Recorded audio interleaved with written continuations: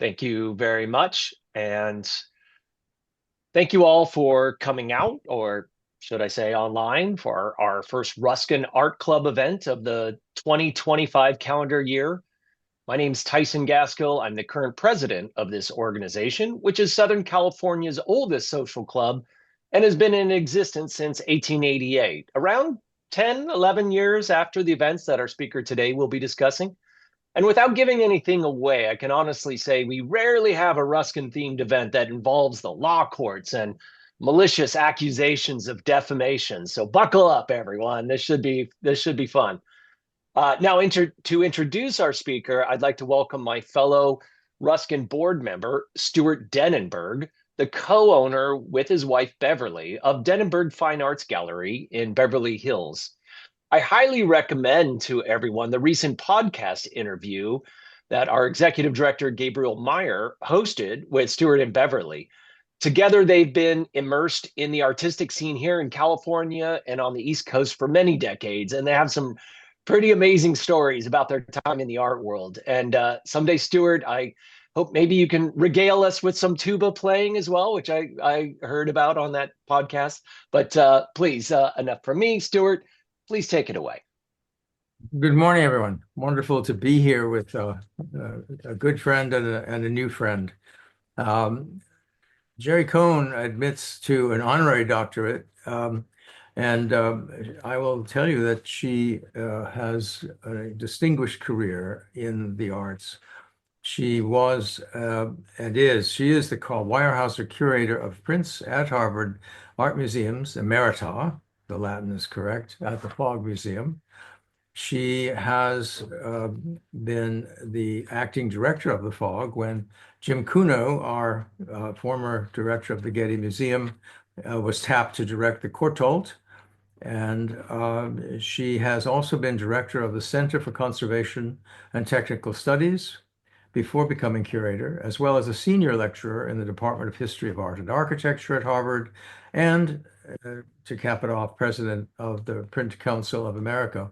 Additionally, her name appears as author of over a dozen books and journals, ranging from conservation of works on paper, of course, to Mark Rothko, from Ingres and Louis Kahn, to a book. I was deeply moved by reading her biography of Joseph Pulitzer, which I have called a majestic biography, classic modern, the art worlds of Joseph Pulitzer.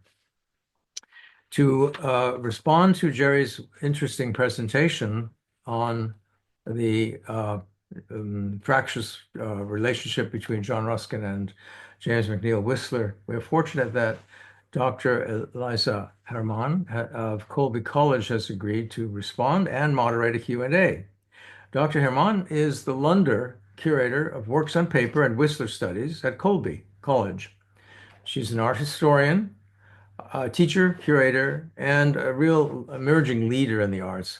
And highly appropriate, she comes from, has had a role at Harvard as the Emily Raw Pulitzer Curatorial Fellow in Contemporary Drawings, and has contributed an essay to a catalog of the American Watercolors, 1880-1990, and until recently was president of the Association of Print Scholars, having held positions as well at the Museum of Fine Arts, Boston, and New York University. So we have a very distinguished and wonderful panel of two people and a group of attendees who are equally distinguished.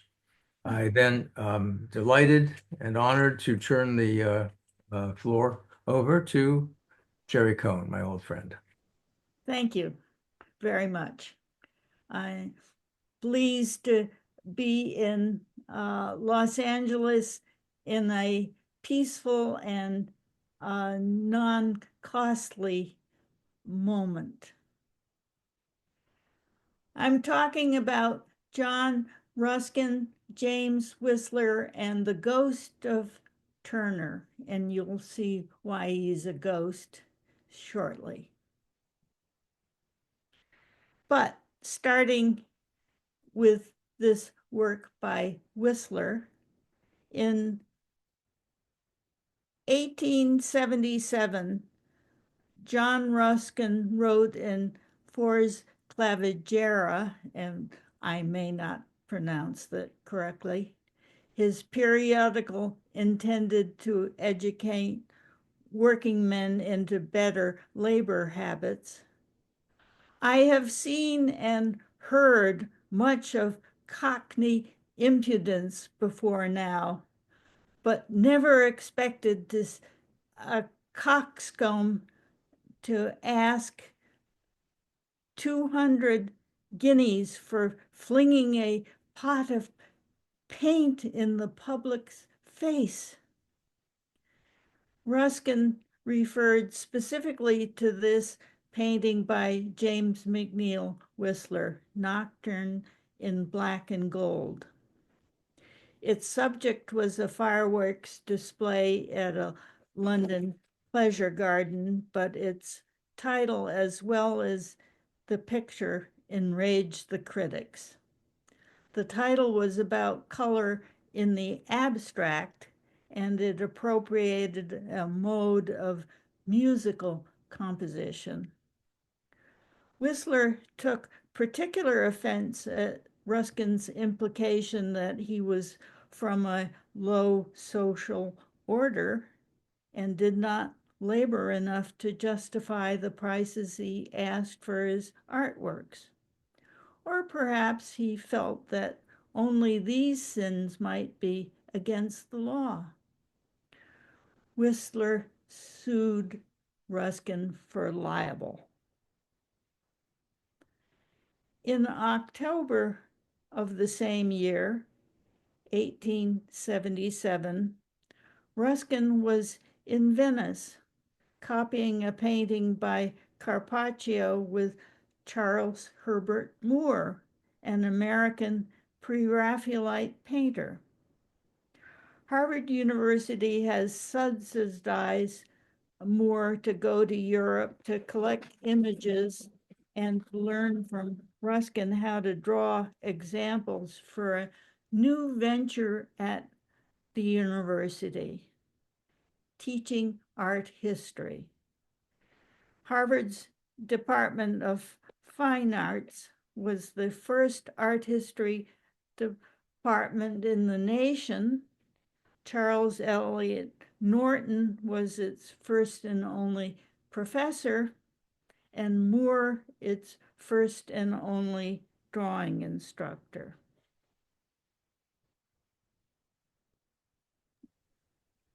Jerry, I'm sorry. Did you want to share your slides? I thought I was sharing them. Yeah. Maybe Click share screen at the bottom. it's not at the bottom of my screen. There should be a green button in the center that says share with an arrow pointing up. There's not.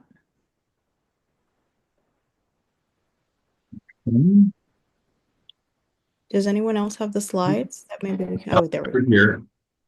Joe, you let me know whenever you want to advance, okay? Okay.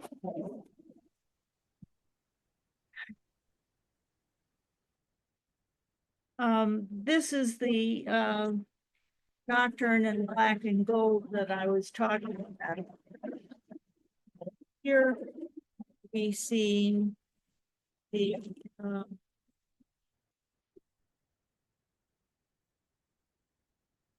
this is the Nocturne in Black and Gold, and here we see on the lagoon. In 1879, Moore, back at Harvard, did an etching and mezzotint of the Venice lagoon. The two states of the print show that Moore followed closely the precedent of J.M.W. Turner and his print portfolio, Liber Studiorum. Ruskin and Norton, following Ruskin's lead, considered the 73 plates of the Liber the best guide to landscape construction. Next slide, please.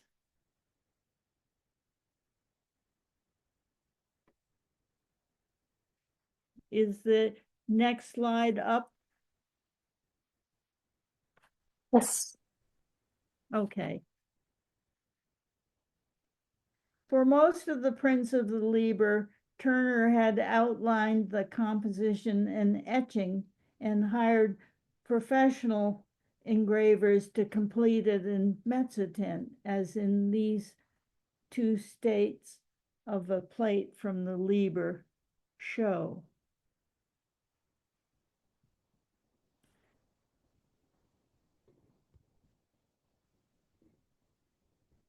Back to Whistler.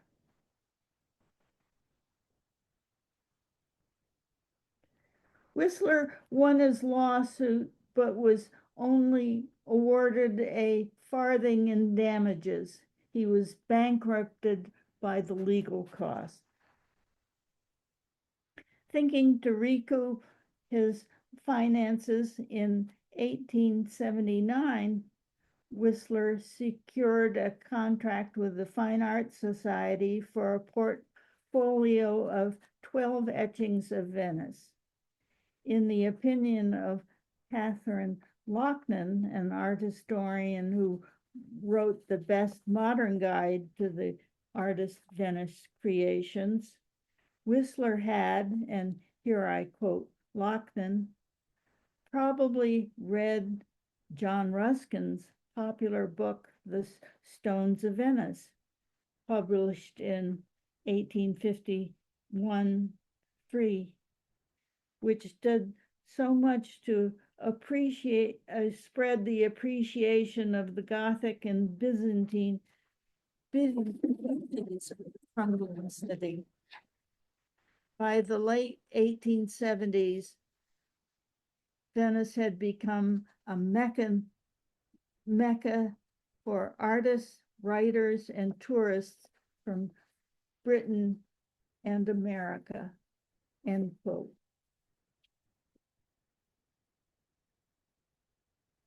Whistler returned from Venice in 1880 with far more etchings than the 12 he had agreed to provide. He had found Venice literally enchanting, and here I am quoting him. That is the danger of the place. You're perfectly bewildered with the entanglement of beautiful things. It is not merely views of Venice. Whistler enclosed this phrase in quotes in reference to standard tourist sites, but great pictures, complete arrangements and harmonies in color and form that are ready and waiting for the one who can perceive, end quote. In other words, abstractions. I don't mean that Whistler made abstract compositions, but he composed scenes in order to make arrangements and harmonies in color and form that were pleasing on the picture plane as well as in depth. His Venice etchings are not of views of tourist sites, or if they are not easily recognizable. On site, he never reversed his drawing on the plates, and so all his printed scenes are backwards.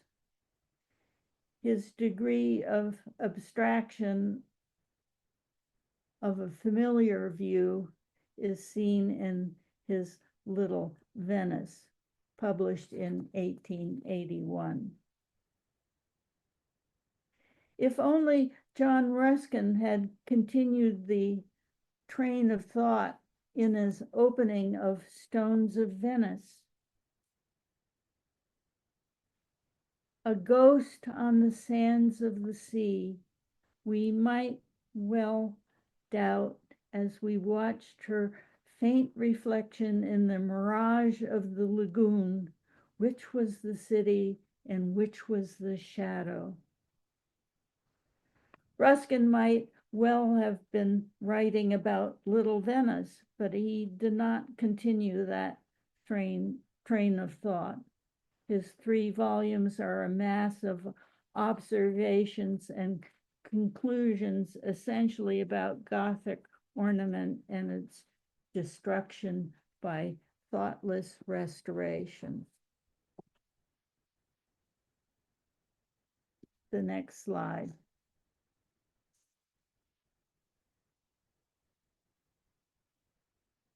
Whistler had been composing prints for their abstract beauty from the beginning of his career as an etcher.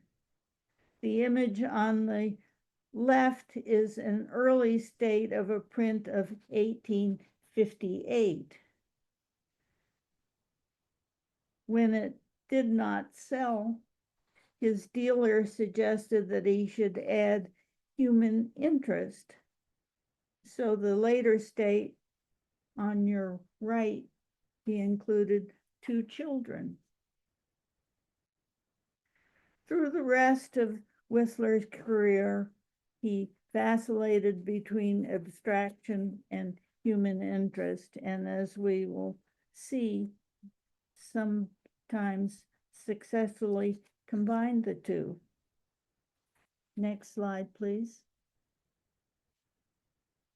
Note the 2 figures at the bottom right of this magnificent lithotint. To me, they look like a sop to the collectors who wanted human interest in what otherwise would be as abstract as Whistler's infamous nocturnes. In fact, except for the figures, it is a virtual duplicate of a nocturne. Next. The print Early Morning, dated 1878, is exactly comparable to an oil painting of a few years earlier entitled Nocturne in Blue and Silver. The painting was shown in 1878, significantly, in the artist's defense at his trial against Ruskin for libel. They both show the same scene on the River Thames. As usual, the print is in reverse of reality. Next slide. Little Venice can be compared to virtually the same scene etched by an American follower of Whistler, Otto Bacher. The dates given for the 2 prints are 1879, or maybe the year after, and 1880, respectively. The 2 artists may have sketched together in a shared gondola. Whistler makes his view an abstraction, but Bacher could not resist on focusing on the gondolas, so beloved by tourists. And his scene is etched in reverse so that the printed city is in the correct orientation. Next slide, please. Bacher had his uses for Whistler. He had come to Venice with a press, and he knew how to print monotypes made by simply wiping designs in ink on plates and running them through his press. Here is Bacher in his monotype self-portrait. Bacher taught Whistler about the potential of plate wiping. Next slide, please. Whistler published a second Venice portfolio in 1886. All of these etchings had been made on the same campaign in 1879, 1880, but he himself printed them plates for the second Venice set later in London. The etchings show how through wiping he had developed his sense for abstract planes and spaces. In Garden, we see the vertical of different planes in space by various textures of hatching, and the horizontal plane of water established only by plate tone. Next slide, please. Yet some of his wiping on Venetian plates come close to the effect of mezzotint on Turner's Liber Studiorum plates. Here is the first state of Nocturne on your left, approximates Turner's etched composition. The later state approaches the mezzotint version, even to the ink coloring. Sepia, a shade of brown, the same color with which the Turner plates were printed. Sepia was a color that collectors would recognize as art with a capital A. Next slide. To remind you of the Liber Studiorum, here are the etched and mezzotint states of a second print. I don't mean to imply that Whistler was imitating Turner. It's just that Turner's Liber landscape mezzotints had a standard for artistic printing, including their use of sepia ink, so that Whistler, Bacher, and many others capitalized on their fame. This was entirely different from the clean white, black and white prints of the concurrent etching revival espoused by the British printmaker Seymour Hayden, Whistler's brother-in-law, and by the 1880 an enemy. But that's another story for another time. Next date.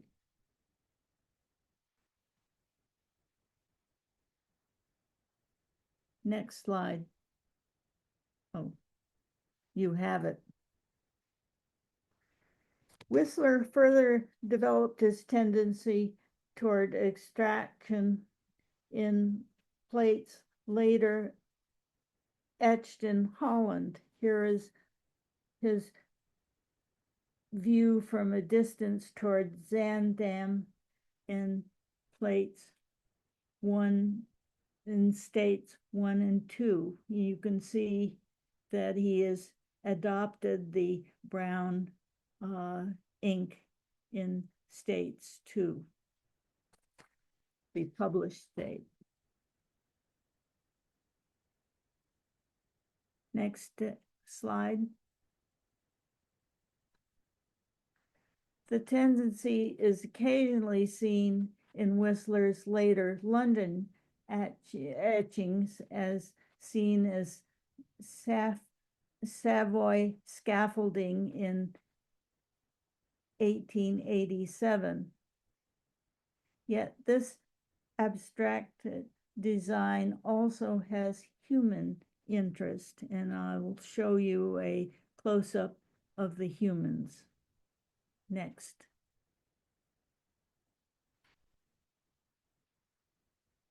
Whistler sketched in 4 tiny figures, 2 men, a boy, and a woman, among the poles and planks. The elegant poses suggest that they're actors or singers, but why would they pose on scaffolding? The artist apparently refers to the site of the scaffolding, the Savoy Theatre, which opened in 1881 and was famous as the home of the D'Oyly Carte Opera Company. Its original decoration was unexpected in a theater of the time, when usual theater decor ran to cupids and blossoms. The Savoy had, and I quote the descriptive article in Wikipedia here, white, pale yellow, and gold predominating. You will soon see why this is significant. The artist must have felt that this etching's small size, it's only 7 by a little more than 3 inches, and its subject would sell poorly. Only 11 impressions are known, each carefully wiped with plate tone at the bottom to give depth. Next and last slide. This is the catalog of a London exhibition in 1883, the exhibition of Whistler's Dreams. The artist controlled the frames, the hanging, and even the costume of the gallery attendants. He described it in a letter as white walls with yellow painted moldings, yellow velvet curtains, pale yellow matting, 40-odd superb etchings, and he underlined superb, round the white walls in their exquisite white frames. And finally, a servant in yellow livery handing the catalog in brown paper cover, same size as Ruskin pamphlet. This quotation is punctuated after Ruskin pamphlet by 3 exclamation points. John Ruskin still rankled. Note that Whistler here describes Whistler's, Ruskin's libelous force Clavigera only by its color and size, which he defines only by comparison with his own publication. Its size is an undefined abstraction, which nobody but Whistler, and I add parenthetically, Ruskin, could interpret and understand, though there is no evidence that Ruskin saw the exhibition or read the catalog. Whistler's conclusion, to quote him again, the whole thing is a joy and indeed a masterpiece of mischief. That's my conclusion too.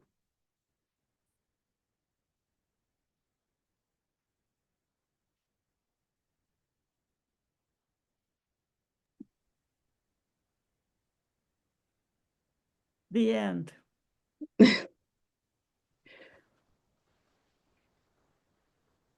Oh, thanks so much, Jerry. That was a wonderful talk. I always love when someone puts together a series of images of Whistler's prints alongside his paintings, just so you can really understand that his works on paper are really more than just illustrations. They're so beautifully composed, and he's someone who really thought about every single line, every single mark, every single sort of ink tone that he left on the plate or removed.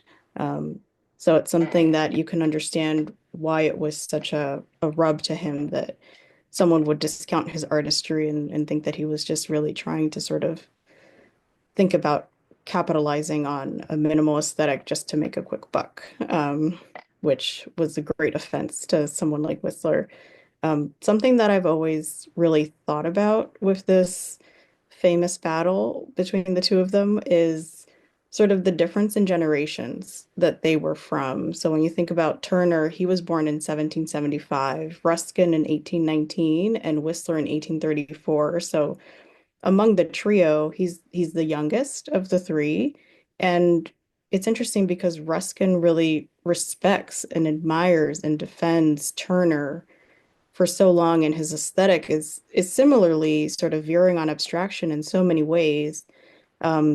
So I wondered if you had ever thought about whether it was kind of an affront to him, where he thought maybe this younger artist is trying to imitate or do what Turner does, but in his mind not as well. Do you think it was sort of that part of it that was playing into the conflict a little bit? No, I don't. In that Whistler um, imitation of Ruskin's method, uh, Turner's method, was, I think, probably subliminal then. I don't think Ruskin would have realized uh, um, sepia ink was so commonly used then in artistic printing because of uh, Turner's use of it. But going back to the distinction between drawings and prints, old master drawings were in iron gall ink, and old master prints were in black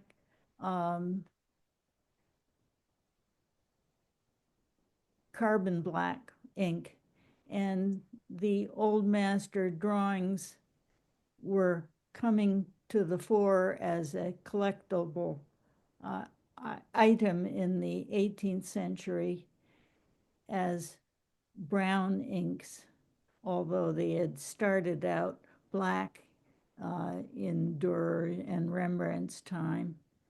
They had aged to brown, and everybody knew that old master prints were black and white and old master drawings were brown, so that the acceptance of brown ink in prints that imitated drawings was accepted. So I don't think it was particularly a generational thing about Turner and Ruskin. I think that everybody knew that Turner and Ruskin and Whistler were imitating drawings. Mm. And I'll just say before I say one more thing, please feel free to add questions to the chat, or unmute yourself if you want to ask another question, for Jerry or for anyone that's here. It's an open conversation. Another sort of interesting thing that I wanted to think about was that Ruskin was a real printmaker himself. He was almost as prolific as Whistler. I mean, creating nearly 400 prints in his lifetime. A great deal were for illustrating his books, but He was very much a printmaker's printmaker in a very similar way to Whistler. So I almost wonder sometimes if they ever would have had a meeting of the minds in some way, if they had focused on printmaking as a sort of point of contact rather than this debate over the nocturne painting. I wonder about that too. Uh, I feel that Whistler read Stones of Venice and probably read modern painters too, and understood Ruskin's viewpoint. But he obviously felt competitive. He felt competitive about everything, I Yeah, think. It was temperament. I And think that's true.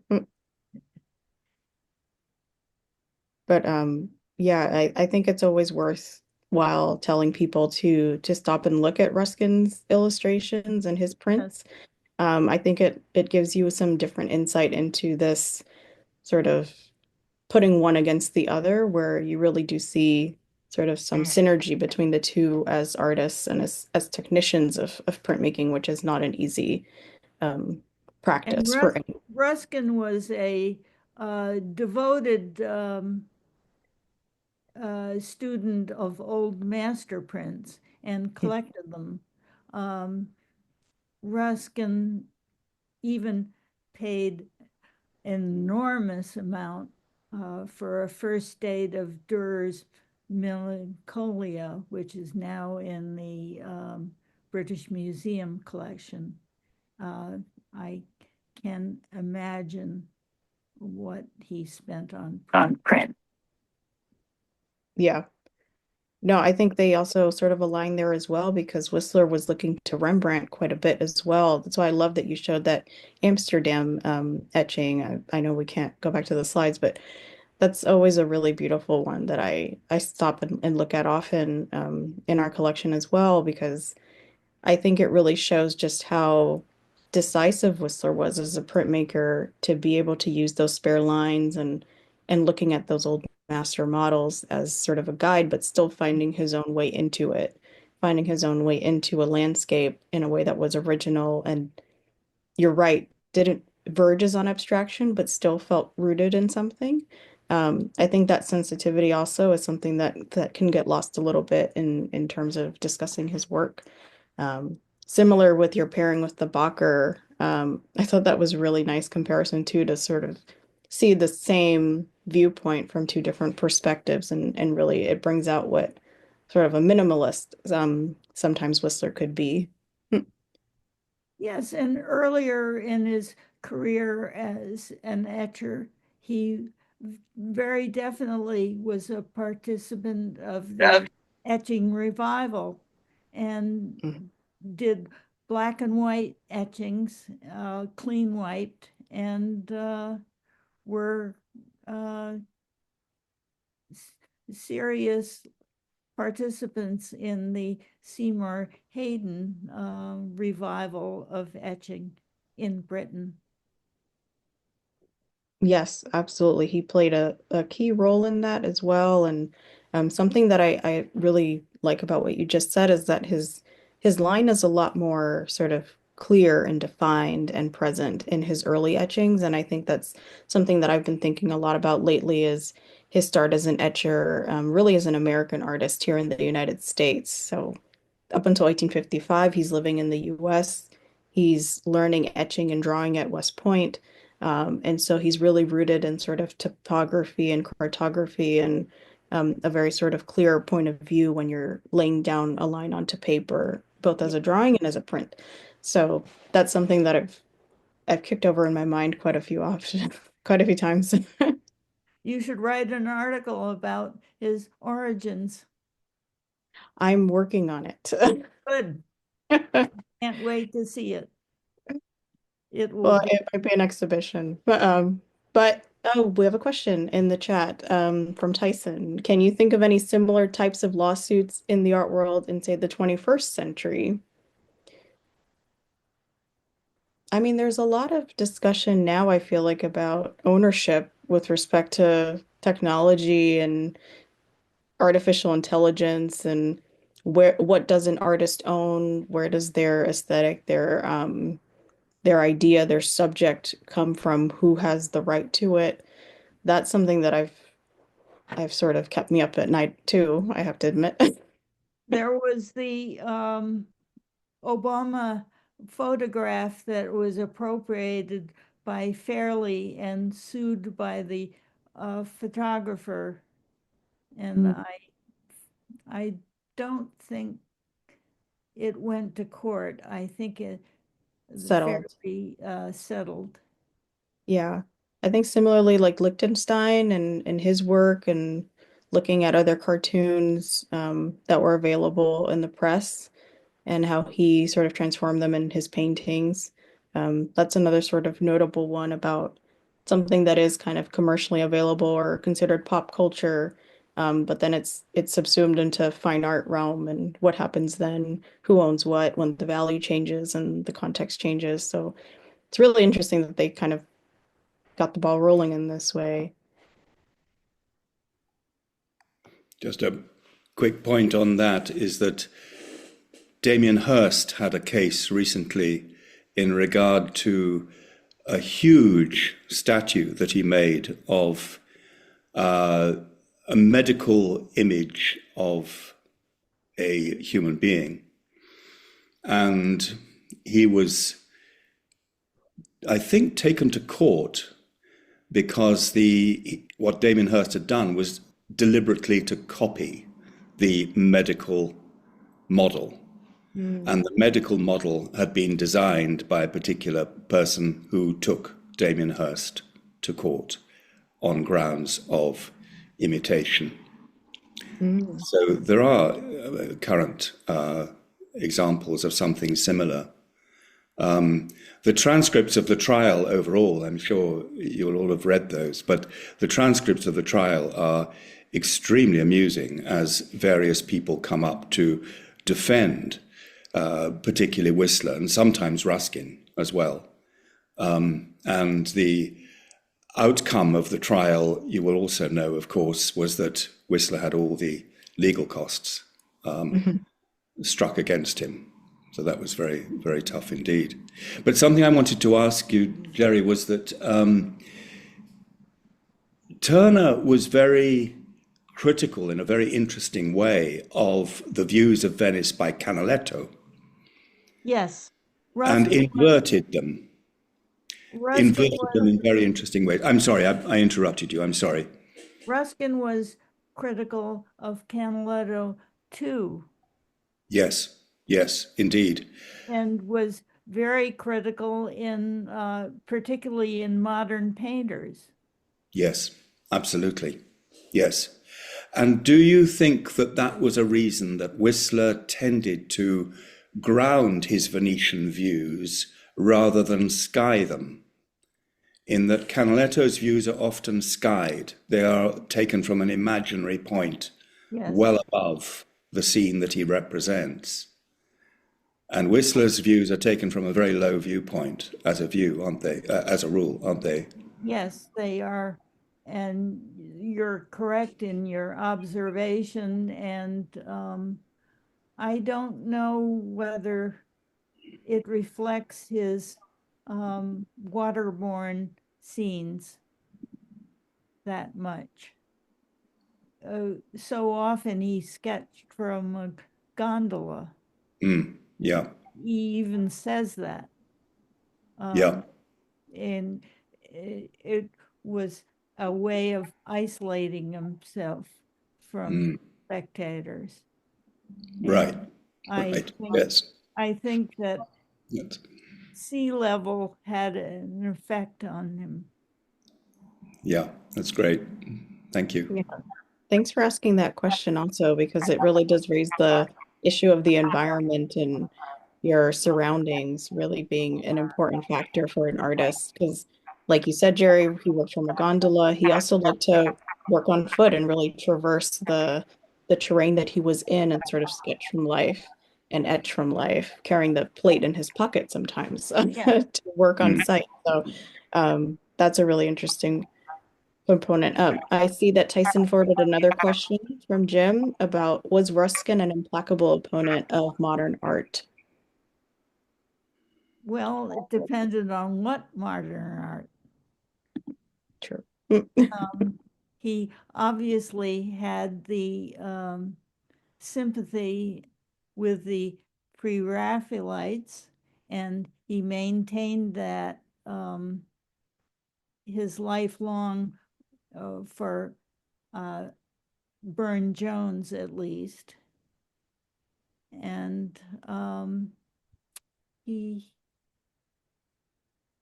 thought Whistler's late prints and drawings and paintings were significant, even to the point of death for Turner. I mean Turner. There's a watercolor, very late watercolor by Turner coming up at Christie's now that was ascribed to Ruskin for years. And that's as close as two artists can be. I don't think Ruskin ever appreciated what was happening in France, for instance, the early Impressionists. And of course, Ruskin was not of sane mind later in his career. Yeah, and I love that you're raising that work that's coming up also, because there's also that copy after Turner, that watercolor that Whistler did that came up at auction, I think a year ago, or was going to. And so it's something that it's it's so interesting to see how they were all looking back and forth from one another Yes, they were. artistically. And this question about romanticism and the migration towards impressionism, I think, is also like part of this tension of, where Ruskin was trying to sort of figure out how things were moving in this direction, and sort of who was playing a key role between England and France. Also, there was that divide, but also a bit of a bridge in the form of artists like Whistler, who were sort of working And in both realms. Tissot too. Hmm. Tissot was Yes, a friend of everybody. yes. It's these artistic networks that were quite Yeah. compelling. Yes, Elisa? Mhm. Yeah, just to comment, ironically, of course, when Ruskin died in 1900 and Claude Monet was asked about Ruskin, Monet told the interviewer how much he admired Ruskin, and that all Impressionist theories, I'm quoting him now, all Impressionist theory is in the elements of drawing. So, and of Never course, heard that.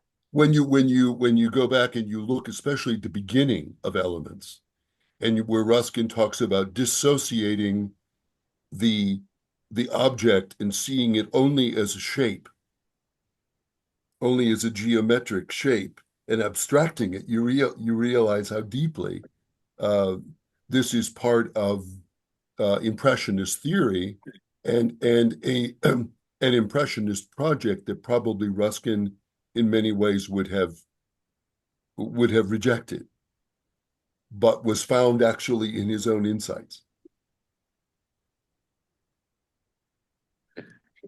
Can you hear me, Gabriel? Yes. Okay, I want to go back to this issue of Ruskin's sort of so-called opposition to modern art. I think somebody said earlier that indeed he would have hated much of modern art, but I think that it's a red herring. If you look at the Turners that Jerry showed, those Turners are gorgeous. They're wonderful. Anybody would love to have them, but they are in their way abstractions. when Turner paints the suns going down or coming up or whatever, he is giving us an impression of that moment. The actual moment itself lasts seconds or not much longer than that. And it is, to me, a kind of abstraction without being called modern art or abstractionism. But it meets the fundamental Ruskin requirement that all great art has to be grounded in nature. So I think this idea that Ruskin was an implacable opponent of all modern art is a kind of red herring, and we waste our time spending a lot of our moments thinking about it. There's much he would have hated, but there was much he hated about so-called realistic art in the back in his history as well. He makes that clear in all his critiques of artists. Thank you, Jim. I think Bernard, you had a question? Well, not so much a question as two observations. The first is that I was curious as regards whether there had been any transcript made of the trial and the proceedings. So I bothered to look at through my informants Yahoo and Google, and found that there was a lovely complete text of all of this done by a Linda Merrill, and it's entitled "A Pot of Paint." And I wanted to bring that to the attention of the general public here, so that they'd know it. The second observation is that, unfortunately, in my youth, I had managed to garner a law degree, although I never had the guts to become an attorney. At any rate, one of the things that I noted is that opinion is not an actionable matter in libel under both English and American law. And I suspect that that's one of the reasons why, although the court found for Whistler, that it awarded such a paltry amount. That's all I have to say. And gave Whistler the obligation to pay the court costs, which were far more than the farthing that he was awarded. Yeah. And so I think the court basically gave him a Pyrrhic victory. Yes. I was just trying to share the link for that book in the chat with everyone. Thank you, Bernard. Does anyone else have a comment or a question? Or if you want to talk more about the work in question, I think might be useful if we all just had a reflection on. I know Nocturne in Black and Gold is one of my favorite works, even before I was even in art history. When I first saw an image of that work, I was so struck by it and enamored with it. It was only later that I started to kind of become an art historian and really learn sort of the history behind it. But I'm curious about what others in the call's experience or reaction is to the work. Has anybody gone to see the painting in person? Have you always just seen an image online? What do you think? Just a quick point about the apparent subject of the painting, which I believe is Cremorne Gardens. Yes. Thank you. Cremorne Gardens was renowned as a place of prostitution in the 19th century. And I do wonder if that was one of the reasons, if Ruskin recognized the subject, that he disapproved of it.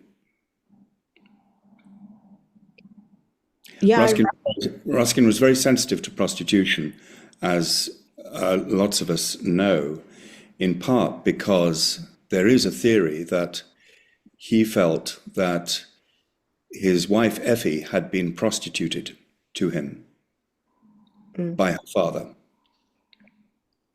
And so I do wonder whether that was a reason that he was particularly objecting to Whistler. And Jerry, you were mentioning the possibility that Whistler was seen as of a lower class than Ruskin, I think. Did I No, hear that right? he Whistler thought Ruskin had portrayed him as lower class by comparing him to a Cockney. To a Cockney, yes. Yeah. Whereas in fact, of course, Ruskin probably disapproved of him because he was American. Yes. He had disapproved of all Americans until he met Charles Eliot Norton. And Yeah.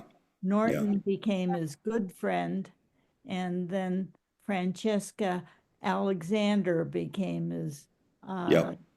sister, so to speak. And then what becomes quite amusing is that, of course, Whistler was in his ancestry arguably more aristocratic than Ruskin, Yes, who was just a sherry importer after all. yes. Yeah, I think Virgin. Whistler complicated his own life story a little bit to the point where it was difficult for folks to understand what his real origins were.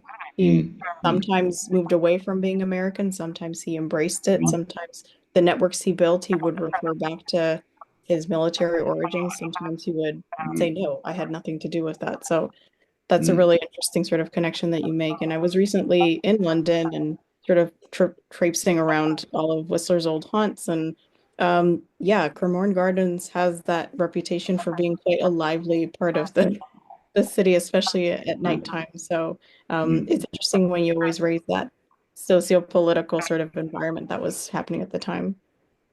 Commentary about Whistler's land nationality brings me to say that the Fogg Museum classifies him as an American, but we had a English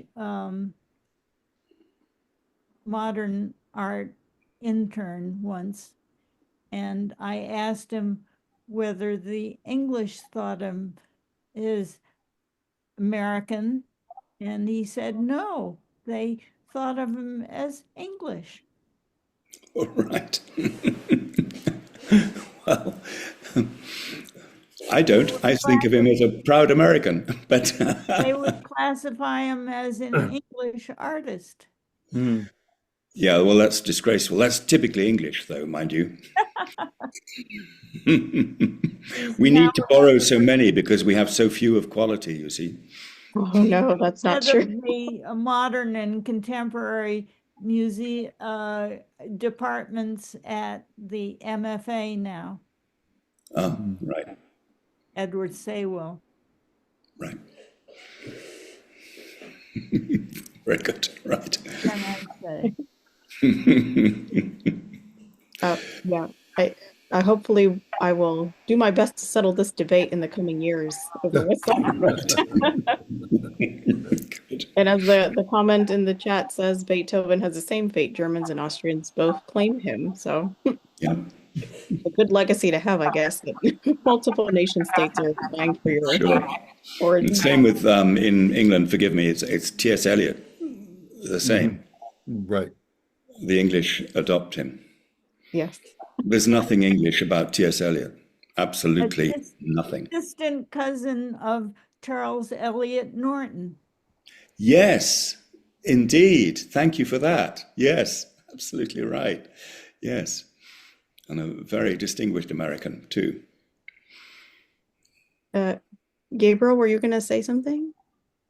I thought you unmuted yourself. No, I wasn't, but I suppose I am. Oh, you don't have to. No, it's fine. I think one of the couple of things. One is what fascinates us, I think, about this particular libel trial is this strange heritage that it unleashed in a way. The strange way in which it becomes a kind of mark of a shift in Western art. So I think that's always very significant. And a more minor and really sort of odd note, there are some commentators, I think Robert Hewison among them, who point out that Whistler's, what Bernie mentioned about the transcript, Of course, Whistler produces a transcript, his own brilliantly edited transcript of the trial in The Gentle Art of Making Enemies, which tells you a great deal about Whistler.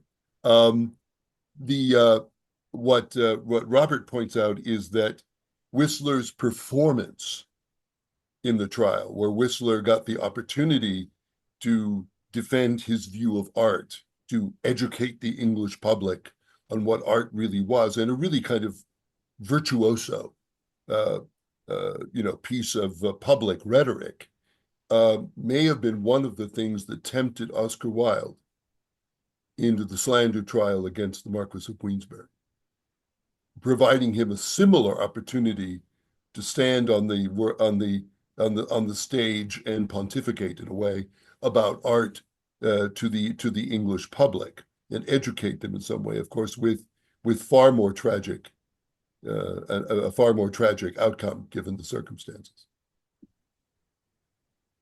That's a really interesting sort of correlation that you're bringing up there as well, because to me, it's also quite compelling that, this is a moment where an artist is sort of questioning a critic and not letting just their work stand for itself and let it be judged. I think that movement away also from salons where that was really the motto, where you just put your work out there and the public is the one that gets to decide if it's good or not, and the critics as well. So you're right. I think this really signaled a big shift for the artist's voice as well.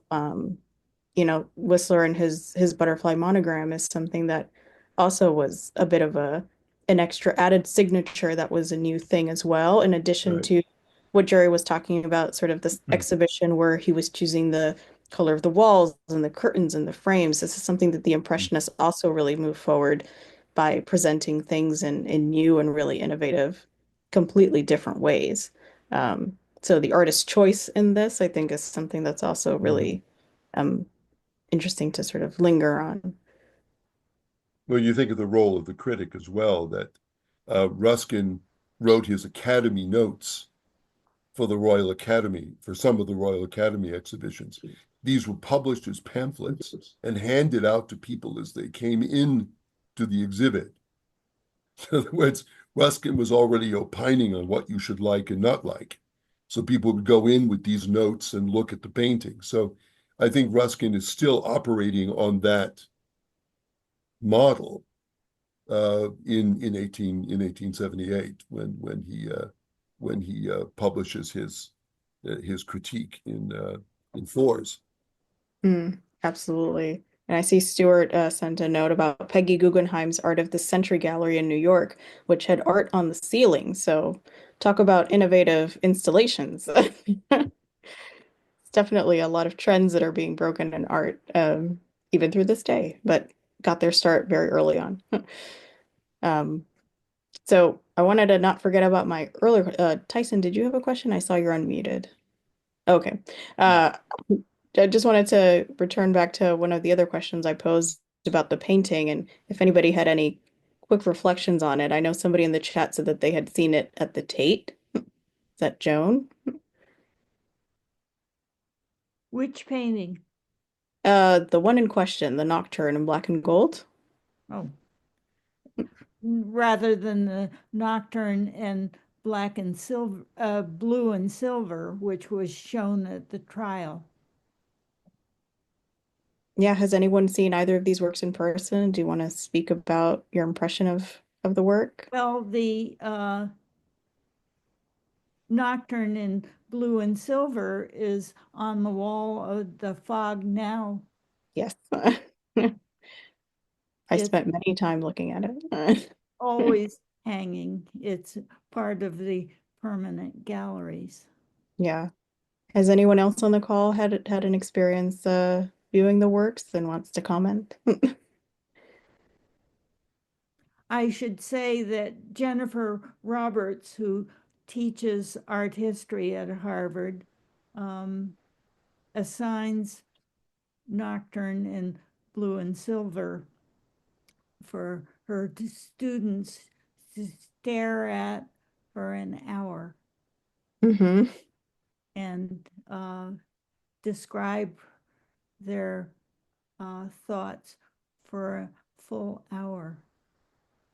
She Yeah. feels that painting is significant in that its virtual emptiness will sponsor close looking. Yeah. I always think that exercise is quite brilliant. Mm. It brings me to a question about time. Whistler was asked by the judge, the labour of 2 days then is that for which you ask 200 guineas. And Whistler famously says, no, I ask it for the knowledge of a lifetime. And that raises something that may or may not have been in Whistler's mind, but he might have known that the Solicitor General, who was also questioning him, would have been paid for a 2-day trial, something around 200 guineas. And so one of the things that's always interested me about that is that Whistler as an artist is challenging the idea that a professional should be paid more than he. Good. 200 guineas would be, I once had to work it out, and I think it would be about 40,000 English pounds, so about $50,000 now. And that's what a Solicitor General would expect to get paid for 2 days' work. That's a minor point, but... No, No. it's minor in the context here. Yeah, and I think the notion of currency and sort of financial value is something that also was an indelicate subject for quite some time in the art world.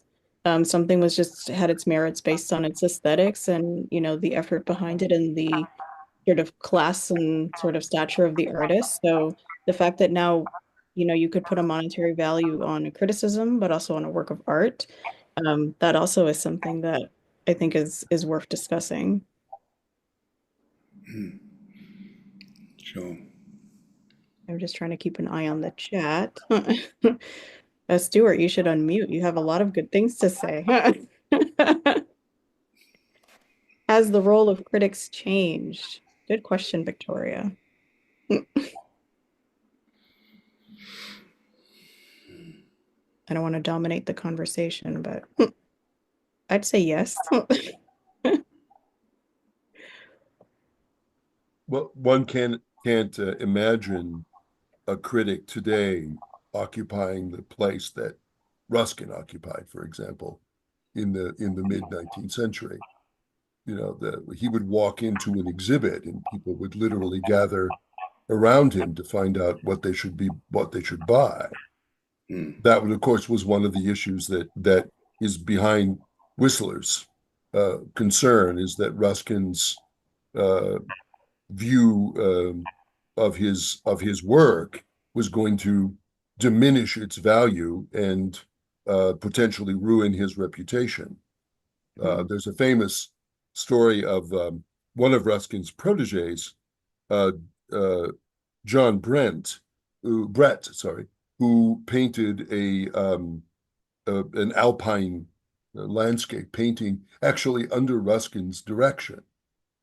And when he finished it, Ruskin hated it, and he published a critique of a painting by his own protege, and of course it didn't sell, and Brett was, you know, in a very deep depression, and Ruskin, rather charmingly, at the end of this whole process, quietly bought the painting.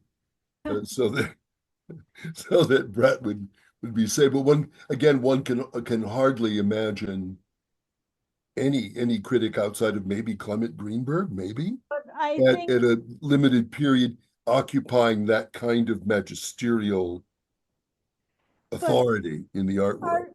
our consultants have taken their place and go with collectors to the various art fairs and pick out contemporary painters to buy. They're paid by the collectors, presumably. Yeah, that's very true, Jerry. And I think the other thing I was thinking about is how many art critics today are actually artists themselves. It's less than I know of. So I wonder how that's also changed because I feel like there was a lot of, um, I think, more importance placed on having at least some technical awareness or knowledge of the arts as part of your training and informing your criticism than it is today. Well, I'm going to say that years ago, it was a practice to take critics out to dinner after they reviewed the shows, and people felt that they were buying their criticism, and so it became more of a practice for critics to kind of retreat and sneak around the room without anybody seeing them, but unfortunately, what we're facing now is with the lack of free press.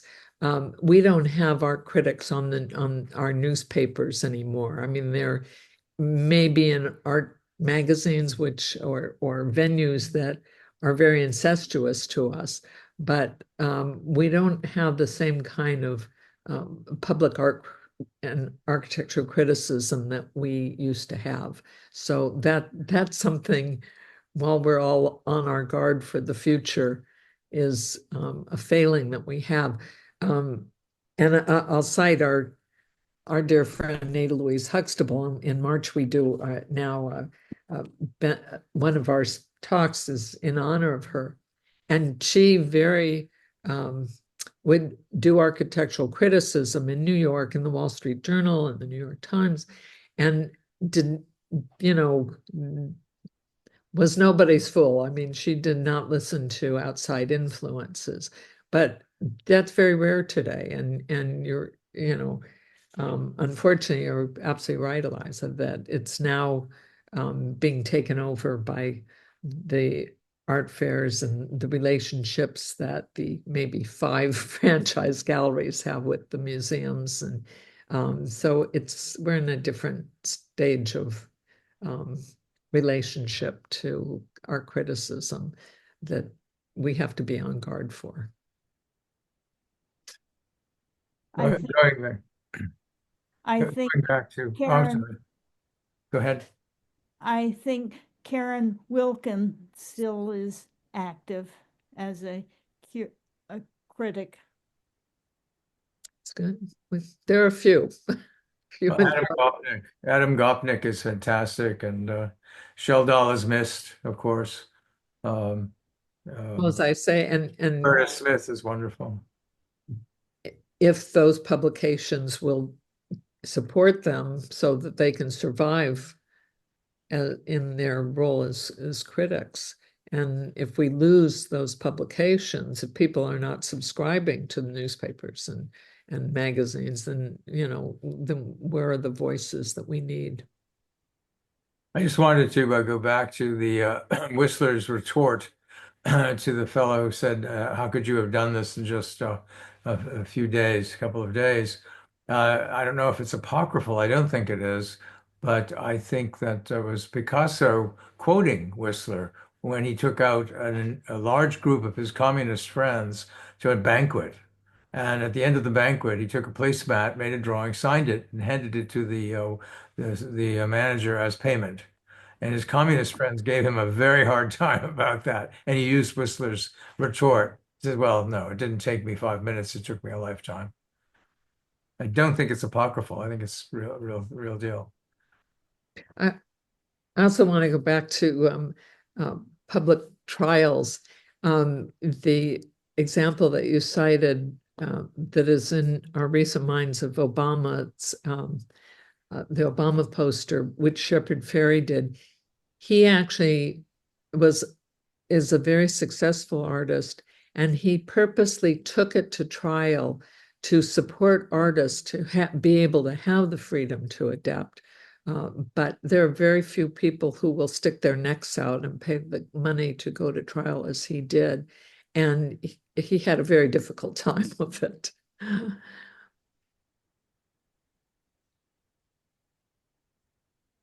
I saw a follow-up question in the chat about are artists more subjective critics? That can be a question for the 19th century or for now. Any thoughts? I think the artist is a complicated figure always, is what I'll say. I wouldn't dare to say yes or no to that question. But don't you think contemporary art has become a profoundly pluralist arena in which everything from the most conceptual production or non-production to the most elaborate abstraction to the most photorealistic enormities are simultaneous all over the planet. We're seeing everything, anything and everything, to quote Gurdjieff. Everything. It's all happening at the same time now. It's so I don't know, it's not fragmented exactly. It's just bursting at the seams, it seems. No? Yeah, I mean, I think the sort of instantaneous nature of the world we live in today is something that makes objectivity almost a hugely impossible task and challenge for anyone, let alone an artist who's trying to be creative and subjective and all these things. Even in the 19th century, you think about photography and technology in a similar way, it was kind of changing the way that you could be objective and subjective in a completely analog sort of society. Um, so I wonder if that also complicated things a little bit, because you had to do that much more to stand out and be impressive in a different way, of course, but still sort of pay homage to the past while seeming like you were part of the present and someone worth valuing for the future. It was a terrible thing to navigate, I imagine, even for figures like, Turner and Ruskin and Whistler, let alone female artists like Mary Cassatt. Yes. That's more so. Yeah. Well, with I love all digital the questions. AI now, which is usually translated, the acronym is usually translated as artificial intelligence. An artist friend of ours who does very fine digital videos and high resolution digital prints prefers the acronym to be translated as algorithmic inference, which is very technical and techy. But what's coming on now with quantum computing raising its head, it's vaporware at the moment, but in 5 years it's going to be a factor of thousands, if not hundreds of thousands, if not millions of times faster than our current supercomputers. And with GTP or GPT or whatever it's called, and generation of imagery, artificial imagery, we don't know. It's exciting in a way. It's a kind of, we're on the edge of all kinds of insights and maybe danger, maybe. Certainly truth is at risk. Oh, Gabriel, were you or Yeah, Tyson? just to comment on Stuart's comment. I mean, Ruskin certainly, it's an interesting story, his struggle with the daguerreotype. Ruskin, of course, an early practitioner of photography, especially in Venice,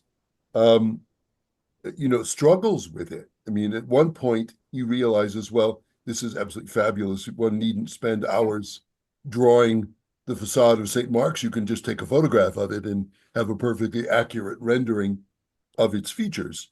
But on the other hand, I think this is part of the genius of maybe even the tragic genius of Ruskin, is immediately in the course of this discussion of the daguerreotype and drawing, hand drawing, he realizes that with the daguerreotype, you're also losing something. You're in that in the loss of the necessity for the engagement with the actual eye and with drawing, that there's great loss now coming on the whole artistic enterprise, and so he pulls away from that early enthusiasm for the daguerreotype, and I think that illustrates part of what makes Ruskin so significant is that he's so attentive in the course of another time, the Industrial Revolution, where everyone's dealing with phenomenal change, that Ruskin recognizes the losses. That's why Norton collected photographs and insisted that Charles Herbert Moore be hired by Harvard so as a drawing instructor. He could not bear that photographs would be the only clue for his students. He wanted them to draw as well. Right. To waken their visual imagination and understanding. No, exactly. So Moore had a job,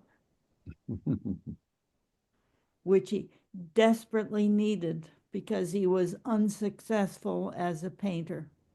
Who Good point. did the great critic Bloom, the Joycean scholar, who talked about the difference between seeing a TikTok, to be current, or the Instagram, sound bites, these short attention span productions that are so addictive.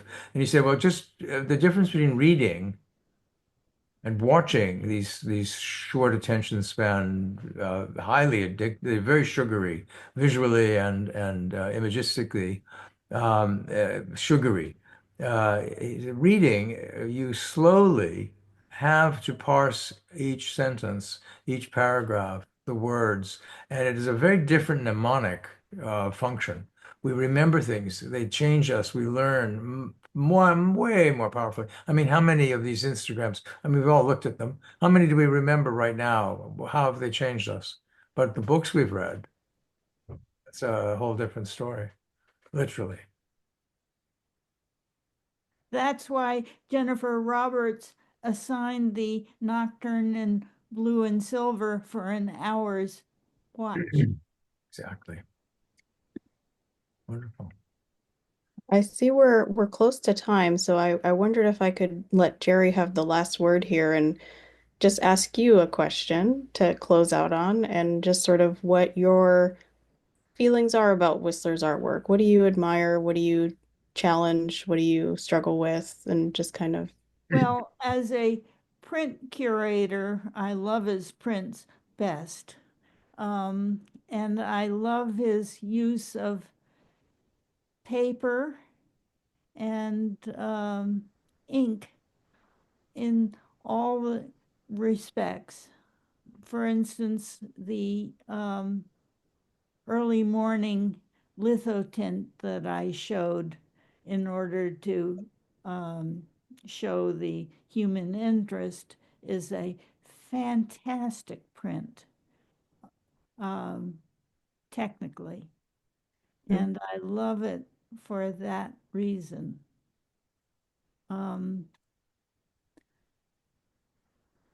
I confess I own the first state of the rag gatherers, and I own the impression of Savoy scaffolding. So I like both ends of Whistler's career as a printmaker equally. I love that answer. The lithotints to me are phenomenal works. I'm hoping to do a rotation of just his lithotints because I think it really captures a lot of his success as both a painter, a draftsman, and a painter all in one. Yes, absolutely. Yeah. Well, thank you so much, Jerry, and thank you to everyone for attending today. I don't know who wants to officially close this out, but thank you for inviting me. It was a wonderful conversation. Thank you so much, Elisa and Marjorie. We're very glad that our speaker could have that final word there with us. Thank you all so much for coming out. Please do visit our website, ruskinartclub.org.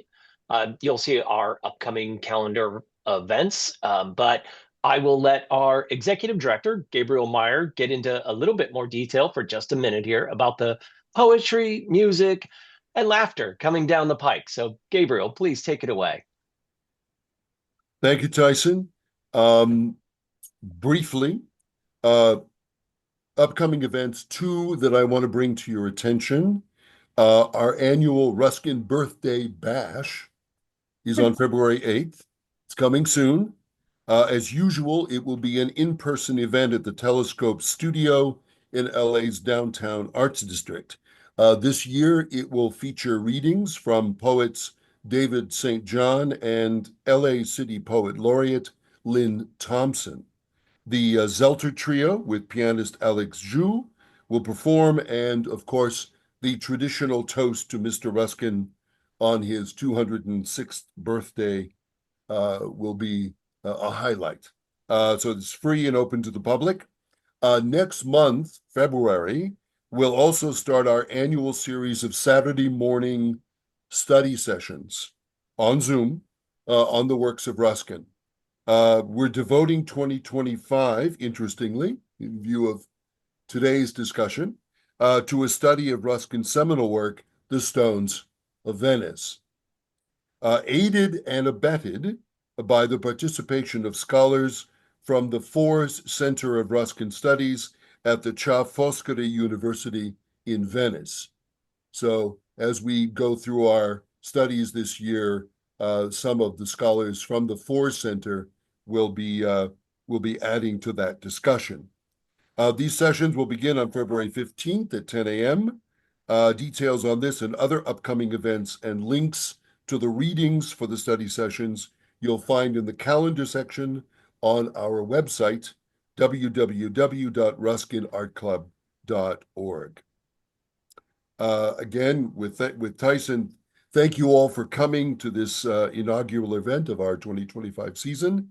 Special gratitude to our distinguished presenter, Dr. Marjorie Cohn, for her insightful paper on Ruskin and Whistler, and to Elisa Herman for her own contributions to this lively discussion.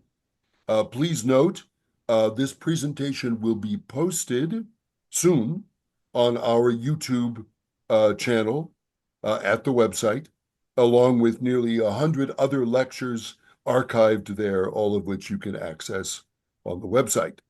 As Tyson pointed out, don't forget our podcast on the Ruskin Today channel, our most recent program featuring a lively interview with none other than Stuart and Beverly Denenberg on a life in the fine arts. This too, again, on the website. Thanks to Katrina Lau and Joseph Rodriguez, our tech assistants, for all their invaluable help in this strange world of computerdom. Thank you all for joining us today, and everyone, have a fine Saturday.